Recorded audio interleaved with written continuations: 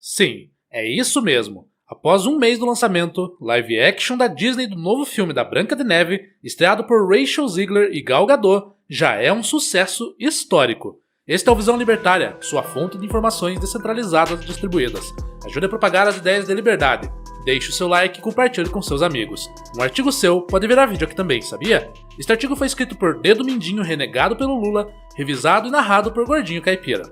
No dia 20 de março de 2024, estreou o tão esperado filme live action da Branca de Neve, 88 anos após a estreia do primeiro filme produzido pelo próprio Walt Disney.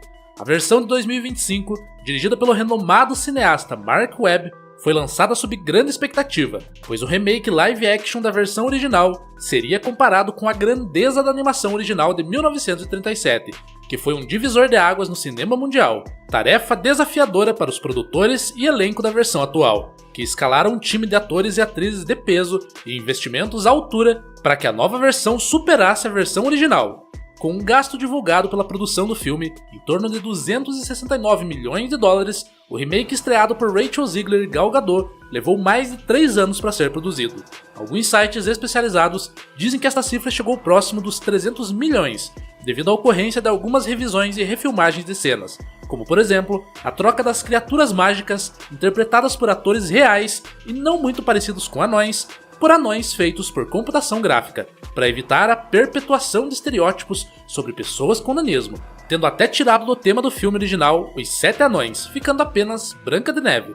Se não bastasse o desafio de superar a animação de 1937, a produção se esforçou em adequar a história para os dias atuais, trazendo para dentro do tema do filme algumas pautas sensíveis, tais como feminismo, identitarismo e inclusão, já começando pela escolha de Rachel Zegler como protagonista do filme, interpretando a Branca de Neve. Para aqueles que não sabem, Zegler é descendente de colombianos, e obviamente sua pele não é tão branca como a neve, mostrando assim a intenção da produção do filme em quebrar os padrões originais. Outro ponto é o engajamento de Zegler em pautas feministas, pró-Palestina, pró-aborto. Este exemplo por si só já traria um desafio a mais do que apenas superar o filme original. Esse tipo de abordagem desafiadora aos padrões tem sido muito comum nos filmes hollywoodianos, pois a inclusão de pautas progressistas em remakes de filmes clássicos, produções de filmes sobre a literatura escrita e comic books cai muito bem aos que se identificam com esses temas ou que os utilizam para ter uma virtude para chamar de sua. Em alguns casos, filmes trocam totalmente os personagens originais por aqueles que se adequam à agenda woke progressista. Portanto, para medir o sucesso de um live action como Branca de Neve em relação ao clássico, o melhor indicador seria o retorno da arrecadação nas bilheterias sobre o capital investido na produção. Então, vamos às comparações. De acordo com o site do Guinness Book, a versão de 1937 gastou em valores atuais 13,25 milhões de dólares e arrecadou em valores atuais 1,5 bilhão de dólares. Isso significa um lucro de 1,48 bilhão de dólares e um retorno sobre o capital investido de mais de 11.000%. Para facilitar o entendimento, a cada $1 investido no filme, houve um retorno de 112 dólares. E realmente foi uma mina de dinheiro. A versão de 2025 de Branca de Neve teve um custo de produção de 269 milhões de dólares, e um pouco mais de um mês depois da estreia, o filme arrecadou 201 milhões de dólares. Isso significa um lucro de menos 68 milhões de dólares, mais conhecido como prejuízo, e um retorno sobre o investimento de menos 25%. Ou seja, para cada $1 investido, perdeu-se mais 25 centavos. O filme ainda nem se pagou, sendo que muitas salas nem mais o têm em cartaz. Ah, mas como podemos comparar a arrecadação de um filme lançado há 88 anos com a arrecadação após um mês da estreia do outro? Vamos então aos números da arrecadação da animação de 1937, um mês após sua estreia.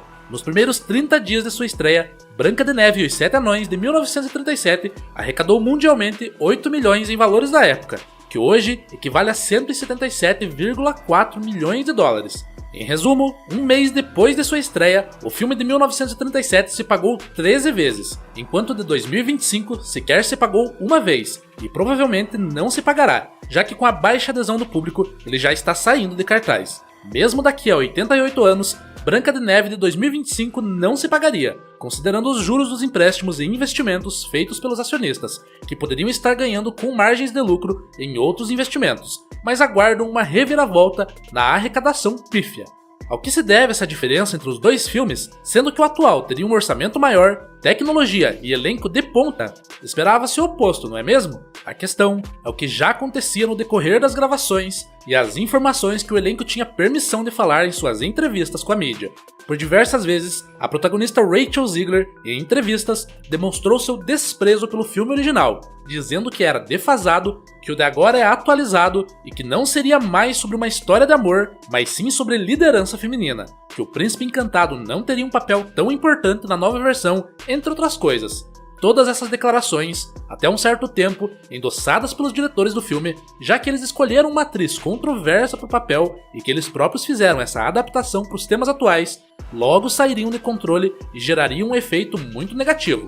Hoje, as redes sociais instantaneamente demonstram o que as pessoas pensam sobre algum assunto.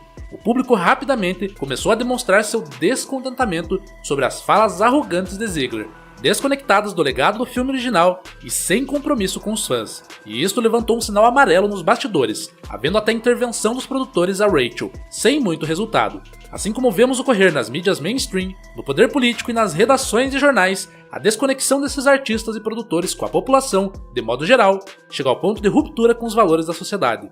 Por algum tempo, estes artistas, jornalistas, políticos e minorias detentoras de poder conseguiam impor seus produtos, vontades e ideias a ponto de convencer a sociedade de uma maneira geral. Esse convencimento se dava pelo fato desta mesma sociedade não poder se ouvir e perceber que a maioria das pessoas possuíam seus valores e princípios idênticos, porém opostos aos que vinham dos detentores do poder. Hoje, com a informação descentralizada e distribuída, a sociedade passou a trocar mais informação e perceber que pensam igual entre si. A maioria das pessoas querem ir ao cinema e ver um filme para se entreter, da mesma forma que fizeram aquelas pessoas em 1937. Walt Disney sabia deste anseio das pessoas e deu a elas o que elas queriam. Por isso, o filme teve o sucesso que vimos. Mas infelizmente, o gramscismo, há anos impregnado nas instituições de ensino, redações de jornais e mídias, tomou o lugar de fala e tenta subverter os valores da sociedade, as pautas que foram expostas pelas declarações pessoais da protagonista e também a atualização do filme, desconectando sua essência das vontades de quem vai consumir o produto. A questão principal é que estas minorias que produzem entretenimento vivem em suas bolhas que as isolam de perceber isso. Eles ainda acreditam que podem plantar um pasto ideológico e que as ovelhas da sociedade virão pastar aquilo que desejam, sem pensar ou questionar. Esse isolamento não os faz perceber e se conectar com os consumidores, nem perceberem seus valores que ainda estão alinhados com o conservadorismo, com a família, com a vida, com o livre mercado. Eles apenas conversam entre si e se enganam com a fantasia da sua própria bolha, mas quando a bolha fura, já é tarde demais para consertar. Então, por que o título desse artigo diz que a versão de 2025 é um sucesso? É um sucesso para os artistas e produtores de Hollywood, que ainda estão em suas bolhas. É um sucesso para aqueles poucos que pensam como eles dentro dessas bolhas. É um sucesso quando, finalizada a obra, ao assistirem juntos dos seus, contemplam suas ideias e esperam que sejam engolidas como capim pelo resto da sociedade, que está mais preocupada em vencer na vida através de um trabalho livre, do empreendedorismo, da relação do livre mercado e com suas famílias. Sociedade, em sua maioria, que apenas quer ir ao cinema, se entreter com uma obra que atire um pouco da dura realidade e que não diga o quanto suas ideias estão erradas. Quanto à bolha progressista dos artistas e produtores hollywoodianos, que em sua total maioria possuem viés progressista de esquerda, lucro é o que menos importa. O que importa a eles é o produto criado que visa a desconstrução do que sempre funcionou, da destruição moral e da quebra de padrões. Dentro da bolha deles, será consumida pelo gado sem questionamento. Mas hoje, vemos que estão descobrindo a realidade e eles próprios estão se desconstruindo ao perceberem que dependem tanto do lucro quanto da sociedade. Já não é de pouco tempo que muitos cineastas e artistas estão se voltando para o clássico, original e fantasioso, sem a pretensão de politizar pautas, mas sim entregar ao público aquilo que ele quer, pois perceberam que a sociedade está se falando e percebendo sua força a ponto de fazer com que algo ruim seja deixado para trás sem valor. Porém, existem aqueles que insistem no erro, a ponto de apoiarem a censura ao acesso da sociedade aos meios de informação descentralizada, pois sabem que somente assim poderiam ter de volta as ovelhas em seu pasto. Felizmente, estamos num tempo em que a busca da verdade nos meios descentralizados é uma realidade sem volta. A liberdade nunca foi tão valorizada por aqueles que estão fora da bolha centralizadora enviesada. Então, por isso, a luta para não retroagirmos será cada vez mais exposta e as bolhas serão furadas, expondo aqueles que estão mais desconexos dos valores reais da sociedade. A exemplo da Rachel Ziegler, as opiniões e atos dessas pessoas ficarão expostos, ao ponto deles perceberem a realidade difícil que vivem e, como ela, sofrerão as consequências por tais decisões. Cabe agora saber qual será o lado que seguirão após as bolhas estourarem. Se adaptarão à nova realidade do verdadeiro valor ou insistirão em apostar no prejuízo como valor moral ou imoral. Obrigado pela audiência. Este é um canal colaborativo. Participe você também. Cadastre-se agora mesmo no nosso site visãolibertaria.com e envie os seus artigos por lá. Os colaboradores recebem recompensas em Bitcoin. Inscreva-se no canal e clique no botão da campainha para ser avisado de novos vídeos. Até a próxima!